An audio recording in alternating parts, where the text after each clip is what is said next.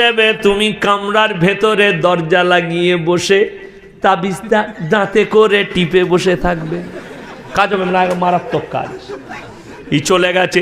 3 দিন পরে ঝগড়া, দরজা লাগিয়ে দাঁতে করে টিপে বসে আছে, বৌমারা বাইরে গালি দিচ্ছে, এরা বলছে এত অ্যাকশন দিচ্ছি, রিঅ্যাকশন নাই কেন? থাকবে কি করে? আমি মুখে মাল ভরে দিয়েছি, কথা বলতে পাবি না, মুখে তাবিজ ভরে বসে থাক। 2 দিন গেল, 3 দিন গেল, 1 সপ্তাহ গেল, 2 সপ্তাহ গেল। তারপরে বৌমারা বলছে ওকে গালি দিয়ে লাভ নেই, এত বলছি উত্তরই দেয় না। বন্ধ হয়ে গেল, আর গাল দেয় না, যা পাচ্ছে করুক। 3 সপ্তাহ পরে বলছে বাবা ইয়াসিন, গাল একদম বন্ধ হয়েছে, তাবিজ মারাত্মক কাজে লেগেছে। আমি বললাম মালটা খুলে দেখো, গোটাই ফাঁকা। বললে বাবা তাইলে কি করে কাজ হলো?